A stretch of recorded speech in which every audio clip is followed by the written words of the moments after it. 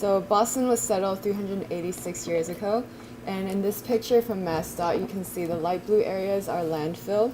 So land area increased by around 40 times actually from 1630, and sea level has risen over 10 inches, and since the late 1800s, average temperatures have increased around 2 degrees Fahrenheit, with most warming occurring within the last few decades. So what are the risks? Global average sea level rise will be at 2 feet in 2050 and 3 to 6 feet by 2100. And Boston will have around 6 feet of sea level rise by 2100. In addition to sea level rise, there will be severe winds, precipitation, and storm surges similar to Hurricane Sandy. This means that 20% of Boston's residents' homes are at risk of flooding, and $14 billion in property value is at risk by 2070. Key facilities, landmarks such as Fenway Park, infrastructure networks such as the MBTA stations, and key economies are at risk. The Port of Boston supports over 50,000 jobs, and many of those will have to be relocated inland. Downtown historic wharves and neighborhoods around Fort Point Channel are already experiencing floods during full and new moon high tides. For example, these images are from 2012 Hurricane Sandy, and they may occur again in the future. So, 9 inches of sea level rise is expected by 2030 to 2050, and that equals $137 million. And as I said earlier, by the 2070s or later, there's a $1.4 billion annualized risk loss. Out of the total of 11,000 buildings that could be at risk in 2070 to 2100s, 68% are residential, and 8% is mixed use, and so on. This is an image from the Boston Society of Architects exhibition space, and it shows what sea level rise the sea level rise storm surge could have been during Hurricane Sandy if it had happened a few hours earlier. What are the key issues in Boston? So over 50% of Boston's housing units were built before 1940. Many of these were wood-framed triple-deckers, and these are especially vulnerable to floods, heat waves, and storms. Most commercial buildings built after the 1960s may have to be retrofitted as well. Most buildings in the Back Bay, South End, and others were built on landfill, so this means that many of them were situated on wood pilings that can rot when exposed to air. A solution that we may talk about later is the implementation of porous pavements and more green spaces. In downtown East and South Boston, 10% of the neighborhood could be flooded, and in South and East Boston, 50% could be flooded. One of the key issues is that the majority of green infrastructure is motivated by federal or state regulations to improve water quality instead of to accommodate climate change issues. The Greenovate climate plan also lacks regulatory and policy power and funding, as most of them are recommendations. So these are images of sea level projections. The left one is of 6 feet of sea level rise in 2100 and 2 feet of sea level rise in 2050, which is the darker blue color. And on the right is projections with storm surge. As you can see, on the left, the Charles River Dam will be overtopped, and the Amelia Earhart Dam could be overtopped as well by 2050. And this means inland flooding can occur in Cambridge, Somerville, and Charleston. This is another image from Sasaki Associates, and this shows how many of the key industrial parcels, which are in pink, yellow parcels are institutional parcels. This is where we are at right now, and commercial parcels, which are in orange, that are at risk by 2050. So the Seaport District is what we'll talk about in the next few slides. So I'm going to talk a bit about the history right now. South Boston The waterfront was originally tidal marsh, and when the landfill was initiated in 1833, and it became a industrial center by the late 1880s, and it became mostly parking space later. By the 20th century, residential, office, and tourism projects sprung up, and today it is mostly known as Boston's Innovation District of Science-Based Enterprises. In the near term, half of Boston's expected losses will be the buildings in this area. Restaurant and retail industries could be hardest hit. This means 30% of lost economic output and 50% of lost jobs.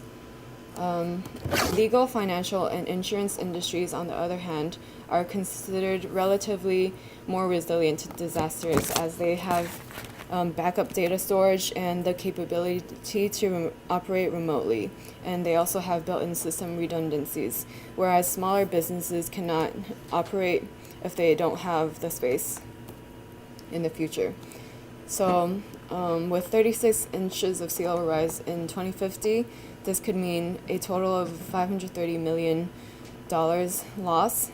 And as you can see, half of it is building content losses, and 30% structural losses, and 15% is business interruption. Other annualized losses include loss of productivity, mental stress and anxiety, and relocation losses. The percentage of socially vulnerable groups in the Seaport District include 10% of older adults in the Seaport District, 15% of children, 22% of people of color. People with limited English proficiency is 8%, and up to 30% of people with low to no income may be affected, and 11% of people with disabilities may be more vulnerable. Transportation routes are also at risk. So I have a quick question. So when you say 10% is older population, you mean 10% of the total population of Seaport District? Yeah. So evacuation routes such as the South Boston Bypass, Dorchester Avenue, the I-93, the William J. D. Boulevard routes are at risk, but the city and state are funding a $100 million redesign and reconstruction project at the Northern Avenue Bridge. The state is putting in $25 million to improve pedestrian and bicycle infrastructure in South Boston, and considering building an underground tunnel for buses at D Street. And the city is currently leading a planning effort at Dorchester Avenue corridor between the Andrew and Broadway MBTA stations, and pursuing an implementation of the 100 acres plan. So these are some more maps. In the 2030s, 24% of the neighborhood will be affected, and as you can see, the Silver Line will be affected. 48% of the neighborhood will be affected by the 2050s, and in 2070s or later, 63% of the neighborhood will be affected. These are some of the commercial, cultural, and other losses. Most of the losses will be commercial around the harbor.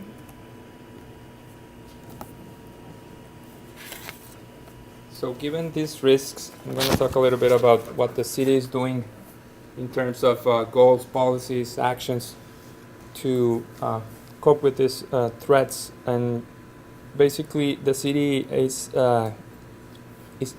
has a Climate Ready Boston plan, which is the most recent climate action plan.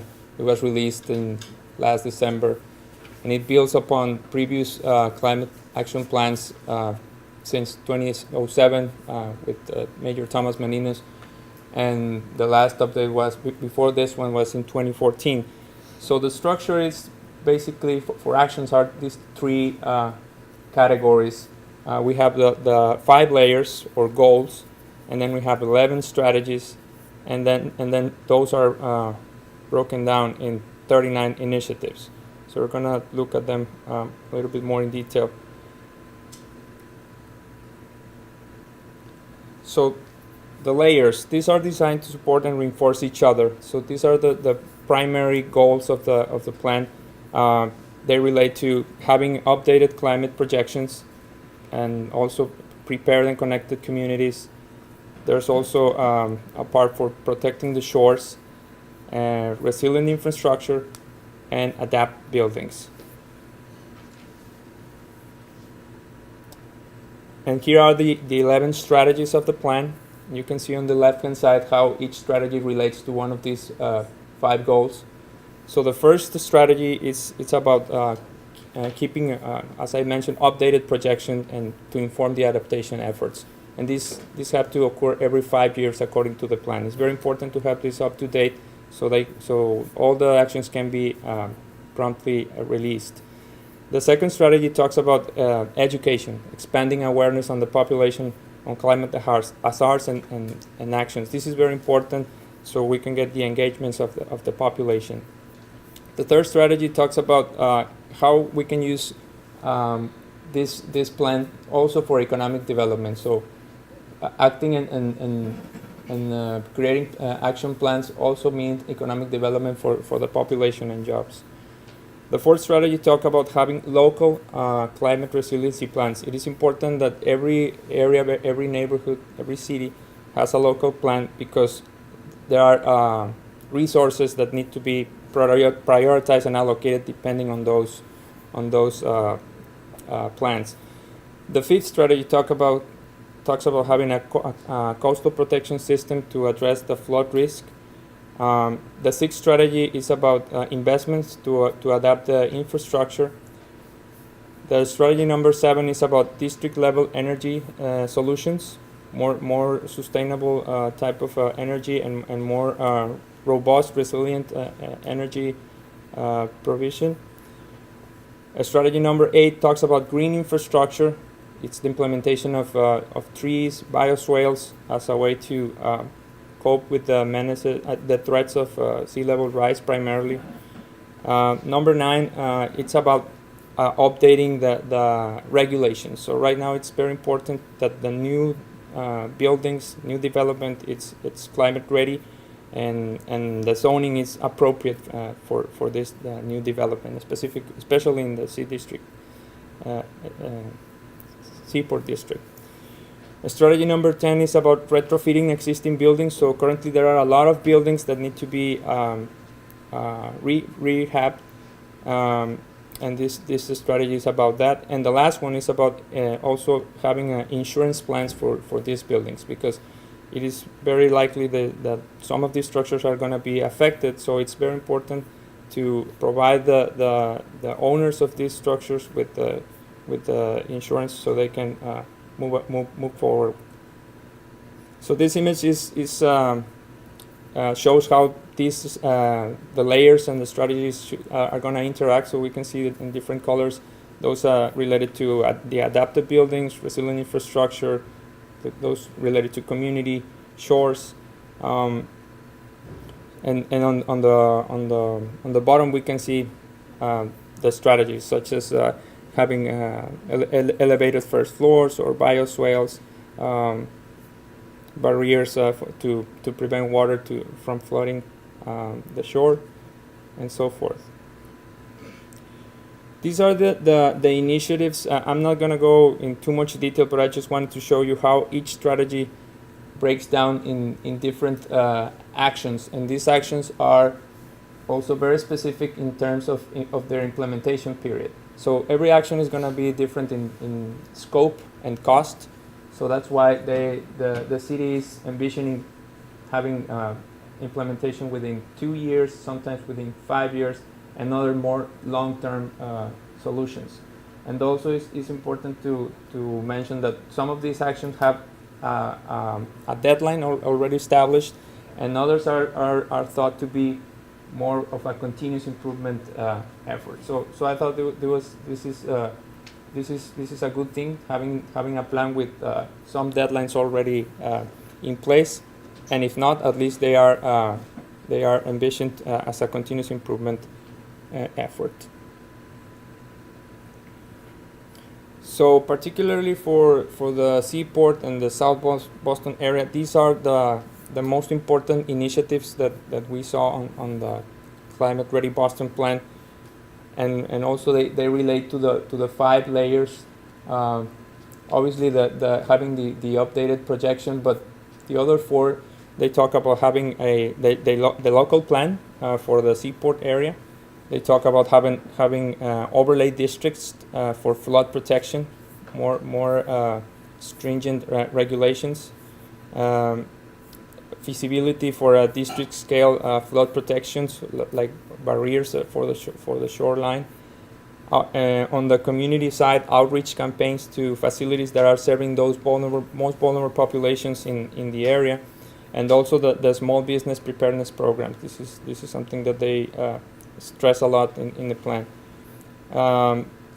As far as infrastructure, they are talking about establishing an infrastructure coordination committee with the key stakeholders and players as far as sewer, energy provision, and other transportation and other infrastructure components.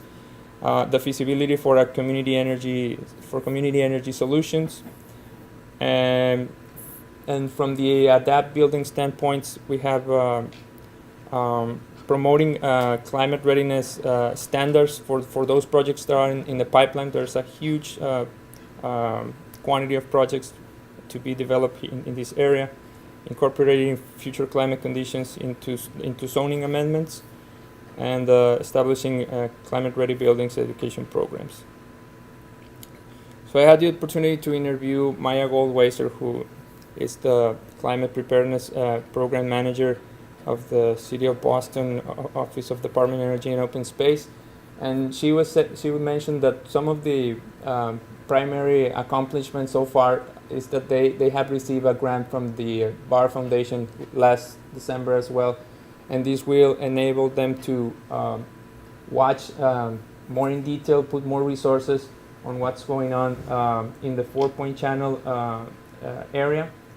What are the physical flood protection initiative, but also policy changes and design standard infrastructure that need to be revised. She also mentioned that they are working with the BPDA, and the BPDA has recently reformed their waterfront planning team to a more specific climate change planning team. So they are having the discussions of these design reviews and policy changes and zoning that need to be put in place for a more resilient land use planning. So I interviewed Paul Kirshen from UMass, who did a lot of research on sea level rise, and he said resilience to me here means able to come back to functioning after a flood, either because of some sort of flood wall system or individual building flood proofing. And from Maya's perspective, resiliency, as we know, is the ability to prepare and to adapt to the shocks and the chronic levels of climate change. But she mentioned that it's also the ability to react from a planning standpoint, but also from the social equity angle. So, for example, there is a resilience and racial equity department in the city of Boston where they are tackling this issue, the who can be more affected from a social equity standpoint. So I thought that was very, very important too. Paul Kirshen also said that builders and developers chose to ignore the problem, and the city apparently had already permitted them and could not go back and require some resilience measures. But that is no excuse. Spalding Rehabilitation Center did it at only a few % increase in costs, and now they have a resilient building. Others are also flooding resilient buildings in Boston. And when I asked Maya about challenges in the Seaport District, she said, well, one of the main challenges is that there's a development is booming, right? There's a huge need for housing, and there's economic development. So right now we don't have perhaps the most proper regulations for sea level rise preparation. So this is something that we really need to move forward and update those zoning amendments. So this new development takes into account the sustainability and the climate change preparedness portion, because this is something that developers may not have in the first place of their mind when they are developing. So Yeah, can you just take that off? Oh, I see. Just wait, yeah.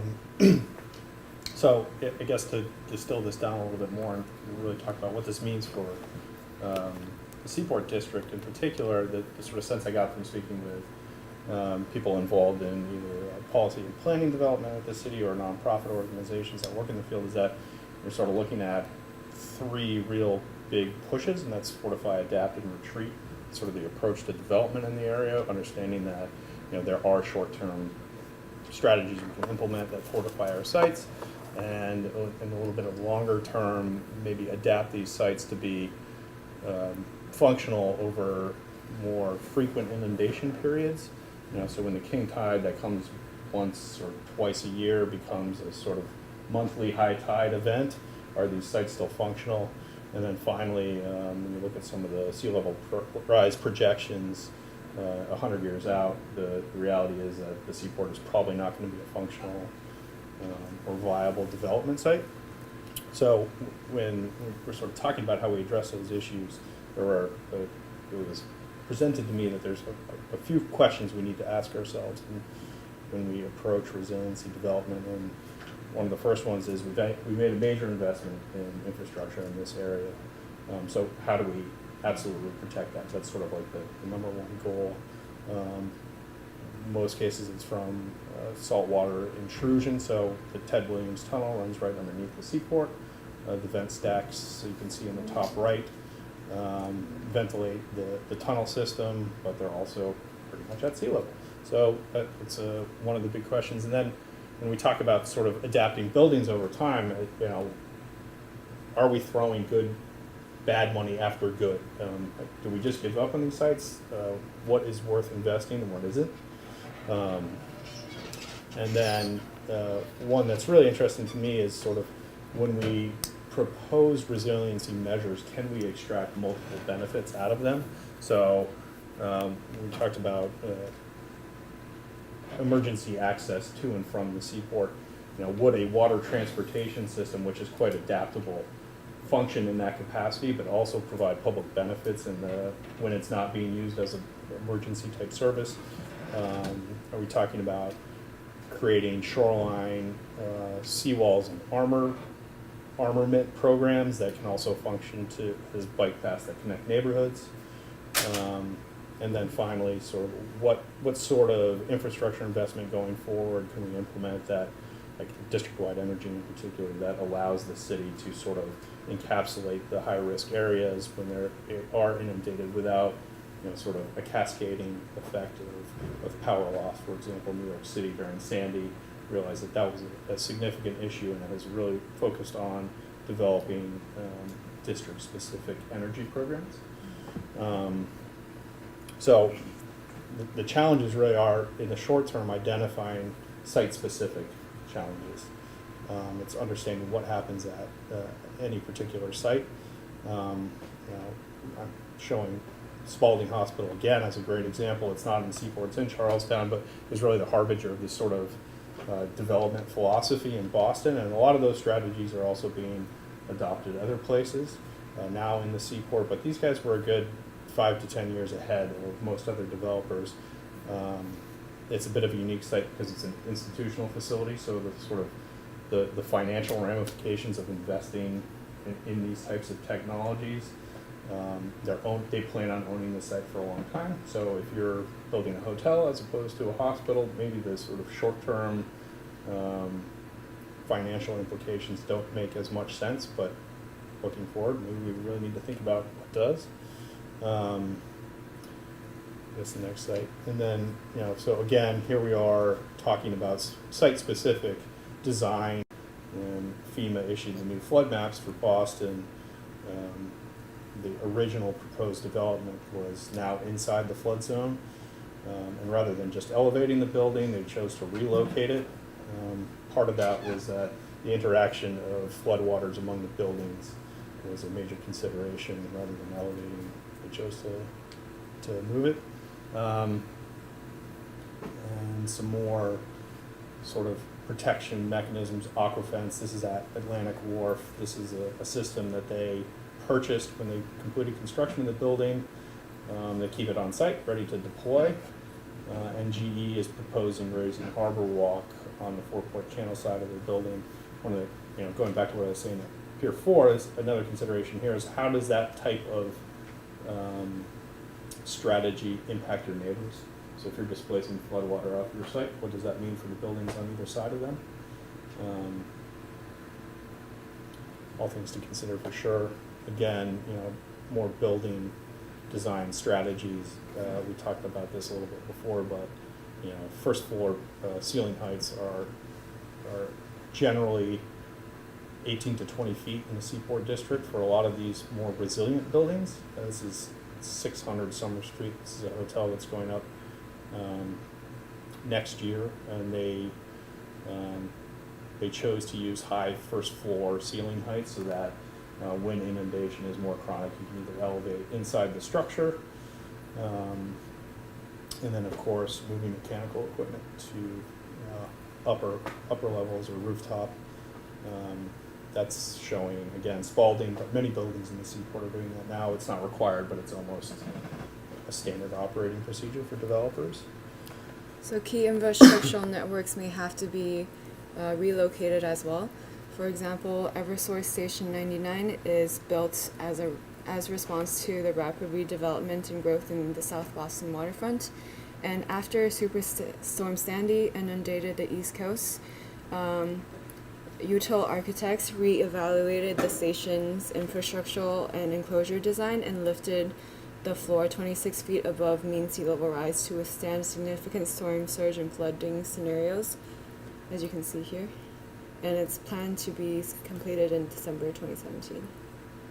So we talk about a lot of site-specific strategies, but the reality is in the long term, these strategies just aren't going to work. And so we need to look at a more broad-based regional approach. This was an idea that has been talked about for a number of years and was sort of very theoretical 10 years ago, but more and more it becomes a discussion of how can we accomplish this, and this would be a barrier seawall connecting the harbor islands in a couple of different configurations depending on what sort of geographic area you want to protect. It's a hugely expensive, complex process, but if Boston wants to remain viable at its water's edge, in all likelihood, given the projections we're seeing now of many feet of sea level rise in perhaps our lifetimes, if not our kids, this is the type of solution that really does make sense. I know we're running out of time, so I'll be quick. And talking with people again involved in policy and planning, some of the challenges really. You look at the federal government, the leadership might not necessarily be coming from the federal government. This is going to be a bottom-up effort. Municipalities and states really pushing the types of programs and policies that are effective, and we're not going to see from the federal government for maybe 4 years. A couple of big things, certainly zoning, regulatory controls. They're just not in place right now that mandate this sort of development that we need to be seeing in the Seaport District. Financial mechanisms, a couple of different ways to look at that. Financing not just resilient infrastructure, but also incentivizing development away from the water's edge without absolutely devastating the sort of development that's already there. And how we accomplish that, we do have a lot of planning resources in Boston. We're sort of rich in those assets. The BPDA has a large staff, knowledgeable and talented staff. There are non-government organizations that are involved in this. But really, how can we sort of consolidate and minimize the silo of each of these entities? Perhaps it's a central planning agency that focuses on these types of issues. again, regulations. We have the framework for development at the water's edge in terms of Chapter 91 from the state, and the Article 80 process in the city, but most of the resiliency measures are voluntary. They aren't required. So we need to really sort of tip that scale and make those mandatory issues. Financing, again, we talked about this a little bit before, and so I'll be quick and skip over it. And then finally, planning for everybody. It's not just the Seaport District. It's for the most vulnerable communities. There are vulnerable populations in the Seaport, believe it or not. So how we sort of approach this needs to be broad-based and encourage participation from everybody in the city. And that is 2-1, so we'll close it at that. Questions? Questions?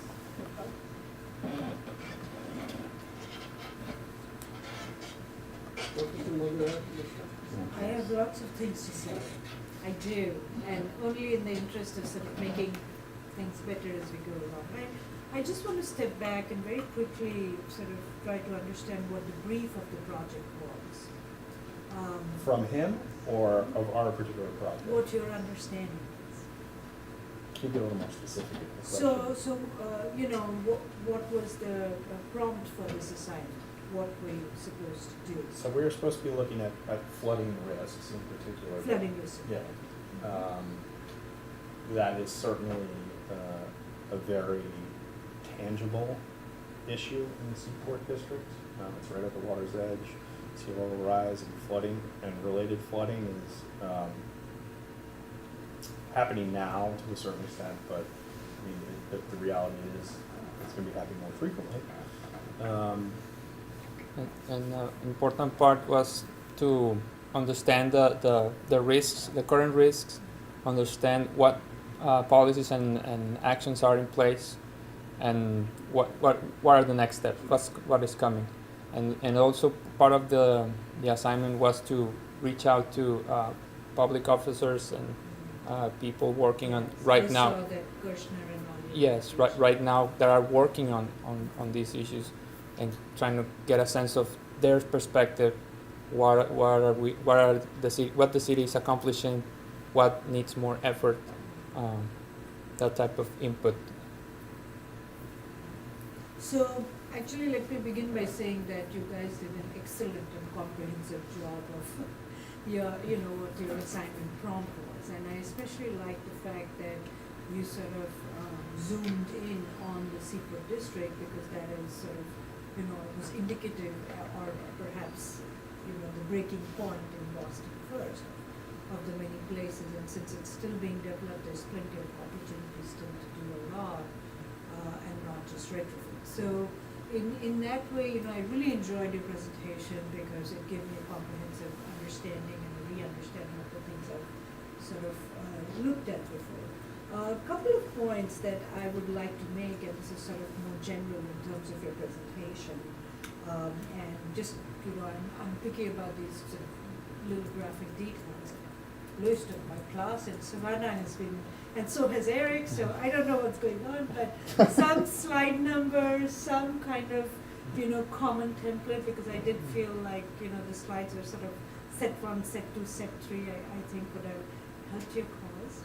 I also think that, sort of you start with a compelling story that kind of sets the stage, and because we all know how important this issue is, we are immediately drawn in because you're talking about all the vulnerabilities that are there, but one of the things that I've been reading about is that it is as important to be able to document and understand and analyze as it is to be able to communicate.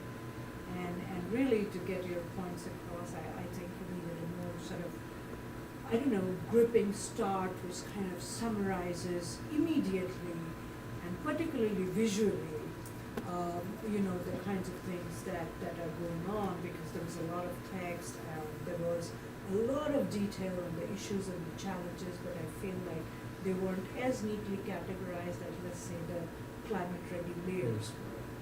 But having said all that, and you know, you guys know this, and Dave sort of prefaced it, you know, it's very easy to comment after the fact, but you know, you did get your points across, especially I think in the last piece that sort of Eric spoke about of the challenges, what's going on, what are the things, specific examples, and sort of taking it into the larger landscape of the seaport, I think was very helpful to communicate the urgency of the matter. So a couple of things just to, and you guys did this really well, a couple of points, organizing visually. You did talk about the vulnerability in terms of the demographics, and I think that's a really important point you made, because you know, the vulnerability of the population is inversely proportional to the resilience of the population. So, you know, I didn't have a quick chance to tally all the numbers, but it seemed like a whole lot of vulnerable population in the Seaport District. So that was a great point that you sort of made, but I wish that you had almost made the connection. And because you speak of demographics, you speak of economics, you speak of sort of building codes or lack thereof, but then in the end, I almost wish that when you talk about the ways they are preparing, you bring it back and say, okay, if we do this, then this is how we are going to bring, you know, the economic, so that, you know, whatever, the deterioration during the climate, during the flooding even reduced or something like that.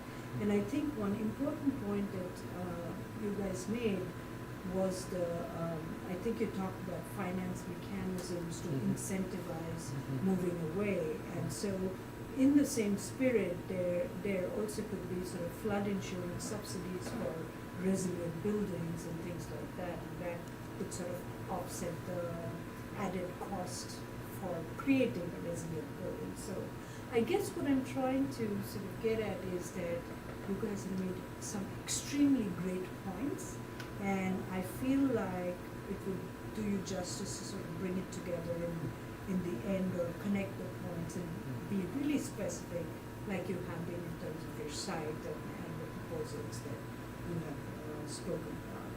And I guess this is it. I mean, in the end, I think it's super comprehensive, given the, you know, how short the time is, and it gives a great sense. But some things to keep in mind, I don't think it's so much the content or the analysis, but I think it's just the way the presentation doesn't seem to sort of bring the larger ideas together that you're trying to, you know, put together.